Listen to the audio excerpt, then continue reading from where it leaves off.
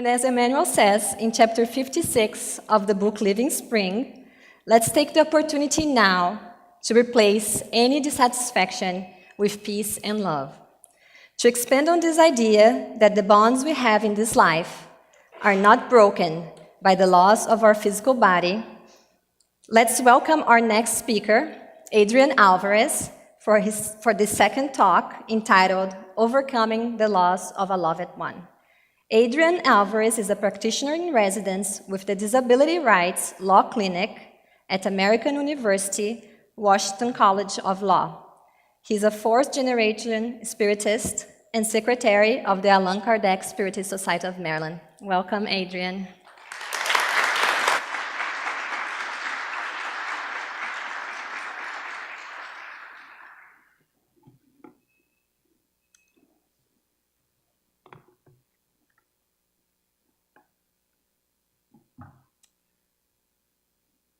Good morning, everyone. In some ways, I'm very glad that I was able to come after Peter because you set up my talk in some ways by talking about the relationship between Segismundo and Adelino, the relationship between a father and son. And so today, I'm here to talk about the loss of a loved one. So I'd like to begin with the story of my own father, Rudy Alvarez. Now, what you need to know about my dad is that for most of his life, he was in incredible shape. When I was about 7 or 8, he started running. And at first, it started off with jogs around the block, but soon he found runner friends, joined a club, and started signing up for local races. And after a while, he started to train for a marathon when he was about 40. And the crowning achievement was in 1994 when he ran the Boston Marathon, and we were all very proud of him. But as those of you who are runners know, it takes a toll on the knees, and so he had to slowly end his career as a runner, and he became a cyclist. Well, soon enough, he threw himself into cycling with the same passion that he had with running, and his closet was full with tight spandex suits in powdered blues and neon yellows, and my poor mother had to make room in her closets for not one but 2 bikes, one for racing and one for training. But by the end of the 2000s, things started to change. His handwriting became blurry. My mom says that at night he started to shake. Then there was a day that he fell off his bike and he fractured some bones. And in hindsight, we know that these were the early onset of Parkinson's disease. And in 2009, he was eventually diagnosed with Parkinson's. And in 2010, I moved back to home. I was studying law here in DC, and I took a job in my hometown in Texas to work for a judge. And when I got home, I wanted to get my own apartment, but my parents, especially my dad, wouldn't have it. He said, if you do get your own apartment, don't count on me to help you move in. So I reluctantly moved back home with my parents. And the 2 years that I lived with him, he really slowed down significantly. And by then, the only exercise that he could do was to cycle on his stationary bike and to swim very slow laps in the pool. He got up every morning at 5:30, and some days I went with him, but most mornings I just hit the snooze button and gave myself the luxury of 30 more minutes of sleep. But by early 2012, he couldn't do any exercises at all, because the disease had started to really affect all of his internal systems. It got to the point where he wasn't even able to swallow food. And at night, he'd toss and he'd turn, unable to sleep, or I'd find him pacing up and down the halls with insomnia. And one night I woke up in the middle of the night and I heard a loud thud, and I ran out of my room, and I had seen that my dad had fallen on the floor and couldn't get back up. And it turned out he was all right, but it gave me and my mom such a scare. We just didn't know what to do for him. We didn't know how to alleviate his suffering. And some days all he would do was sit on the couch and I'd read him passages from the Bible. And then one evening in July of 2012, I came home from work and I asked him, Dad, how was your day? And he said, I wish I could tell you that today was better than yesterday, but each day just gets worse and worse. And I was at a loss. All I could tell my dad was, Dad, I can't promise you that tomorrow will be better, or that you will ever feel the way you used to feel. But I can tell you that all this suffering that you're going through is not for nothing. Now, although I had grown up a Catholic, I'd been exposed to Spiritism as a child because my mother's grandparents were Spiritists and her aunts were mediums. And when I was in college, I studied abroad in São Paulo, and I came home with a copy of Nosso Lar and the Gospel according to Spiritism. And so I already had a basic understanding of reincarnation and how life continues beyond the grave.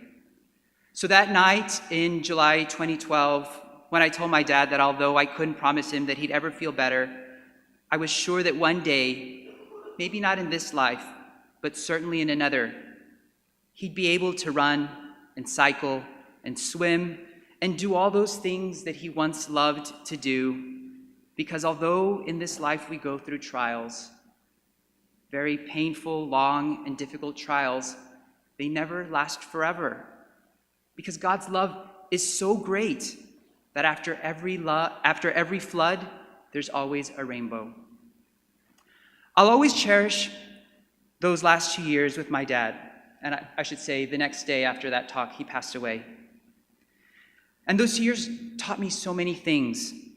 The first thing they taught me was to always tell the people that you love them. And second, to always make right with those you love before they die. Like many father-son relationships, ours wasn't perfect. But I can tell you honestly that in the last 2 years of his life, especially in those last 6 months, when he became so sick, the two of us became very, very close. And for the first time in our lives together, he looked to me for strength when up until then, it was I who sought his guidance. And in his suffering, it sometimes felt like the tables had turned and I had become the father and he the son. And although the period was very, very hard, the silver lining, if I had to find a silver lining, was that we became close. And Spiritism teaches us that we need to find these silver linings. Because although I had lost a father, I had gained an eternal friend. Now Jesus reminds us, and he says, "Blessed are they who mourn, for they shall be comforted." But Spiritist teaches us that this comfort comes in unexpected ways. In chapter 5 of the Gospel according to Spiritism, "Blessed are the afflicted," a spirit by the name of Samson addresses the loss of a loved one and premature death. And I have to thank Jusara, who pulled me aside this morning to tell me that today, April 21st, is the anniversary of the spirit Samson's death. He died in 1862, and it was Allan Kardec who gave the eulogy at his funeral. So in some ways, we're also speaking about the mourning that Allan Kardec had when he lost his friend Samson. And Samson reminds us, he says, "When death comes to reap a harvest in your families, taking the youngest before the oldest, you often say, 'God is not just. He sacrifices the one who is strong while preserving those who have already lived, and he breaks a mother's heart by depriving her of the innocent creature that was her joy.'" In other words, it's common for us to say, where is the justice in taking the life of someone so young? How is it fair to end the life of someone with such promise? But in these situations, our friend Samson challenges us to lift ourselves above the commonplace thoughts of this life in order to understand that the good is often in the evil that we think we are beholding. What does Samson mean by the commonplace thoughts? Well, I'd like to explain this idea through a story from the book of Exodus in the Hebrew Bible. Exodus recounts the story of Moses and God's triumph over Pharaoh, eventually causing Pharaoh to release the Israelites from centuries of bondage in Egypt. But in a twist of fate, as the Israelites are fleeing the country, we learn that Pharaoh has a change of heart and sends his chariots and horsemen after the liberated slaves. And as the Israelites see the Egyptians coming in hot pursuit, they cry out to Moses and they say, Was it because there were no graves in Egypt that you brought us to this desert to die? What have you done to us to bring us out of Egypt? Didn't we say to you in Egypt, 'Leave us alone. Let us serve the Egyptians'? It would have been better for us to serve the Egyptians than to die in this desert." And in this passage, we see the Israelites falling to what Samson calls commonplace thoughts. Yet God knew what he was doing. In their desperation, the Israelites could not have foreseen that God would deliver them out of harm's way. In their panic, the Israelites could not understand that God would bring them to a promised land filled with milk and honey. And in their sorrow, the Israelites could not believe that perhaps if Pharaoh had not had a change of heart, then the Israelites might not have had the courage and the strength to free themselves. Now we see echoes of the story of the Exodus in today's world. We remember our captivity in Egypt when we see images of innocent people killed by bombs and ravaged by chemical weapons in the suburbs of Damascus. And we remember Pharaoh's chariots chasing the Israelites through the Sinai when we learn of the hundreds of migrants who die every year of heat stroke and dehydration crossing the Sonoran deserts south of Tucson in search of their own land of milk and honey. And so we pray that the families who mourn losses in these tragedies have the courage and the strength to support these harrowing trials. Because courage and strength and resignation are what our mentors tell us we need to deal with the death of a loved one. The Gospel according to Spiritism tells us that to suffer well is to suffer with courage and resignation. God does not put heavy burdens on weak shoulders, and the reward for our suffering will be greater than the affliction is painful. But we must bear our suffering with courage. The great American poet Robert Frost says this very eloquently: "The only way round is through." We recently saw an example of how God's justice can be counterintuitive and how we cannot measure God's designs according to our norms. On Valentine's Day this year, we sat shocked to learn of the senseless shooting that killed 17 innocent children at the Stoneman Douglas High School in Parkland, Florida. And yet, because we know that God is love and that God is just, we also know that these horrors are not for nothing, that God's ways do not conform to our commonplace thoughts. And yet we found the silver lining a little over a month after the shooting in this very city and in cities and towns around the world, where the youth organized marches in solidarity with those who had lost their lives.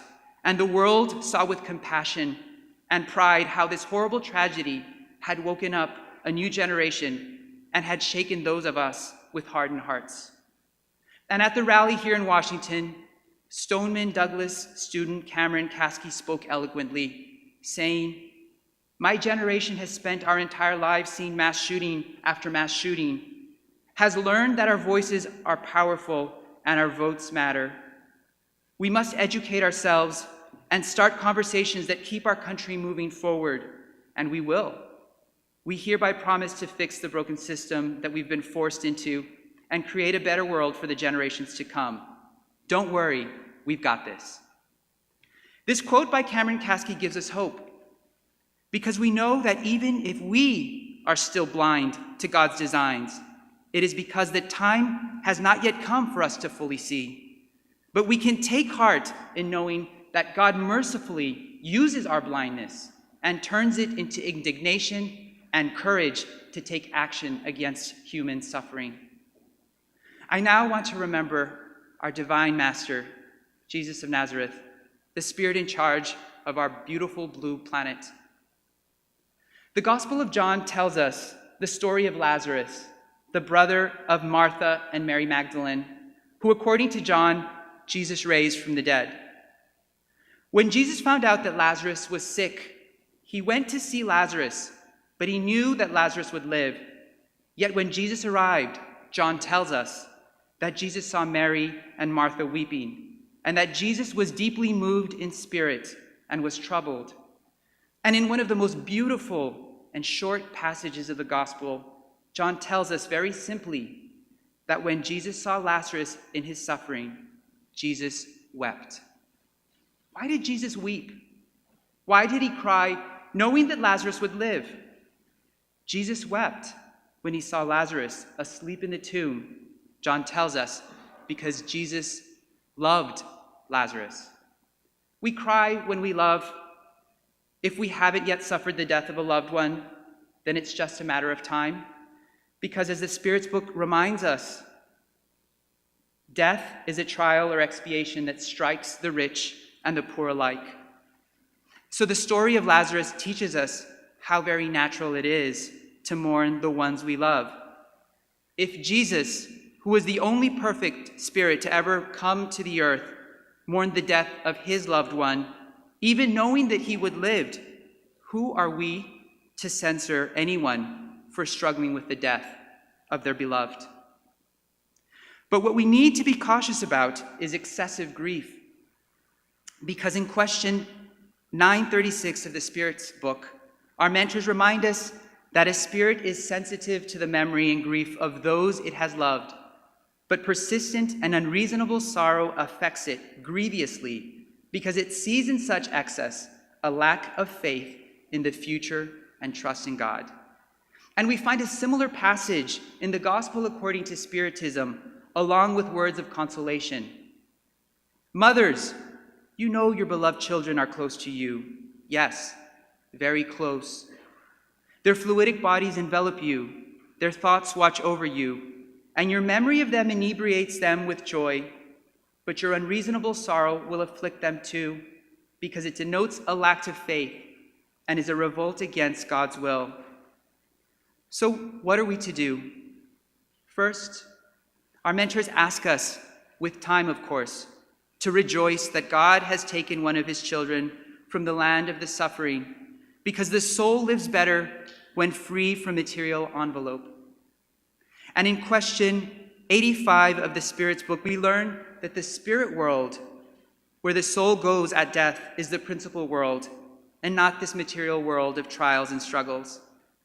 Second, our mentors teach us that death is not an eternal separation. We may indeed see the ones we love once more. Have faith and bear your sorrow with courage and resignation. Sorrow is normal, but excessive sorrow can affect your loved one's ability to continue their journey.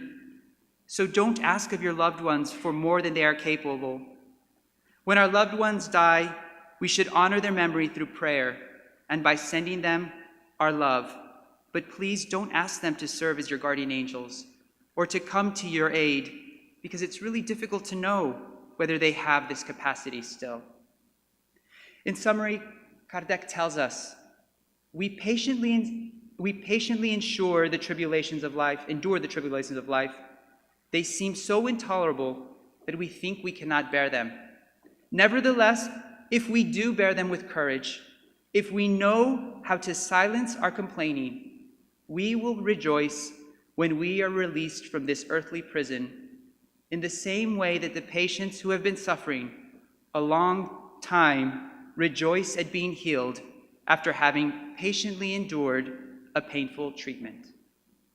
I want to end with our Master Jesus. The Gospel of John tells us that when Jesus died, Mary Magdalene stayed outside the tomb weeping.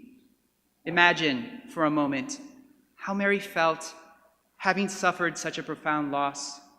Mary, after all, was the disciple who had poured perfume on Jesus. Mary was the one who had washed our Master's feet and dried them with her hair.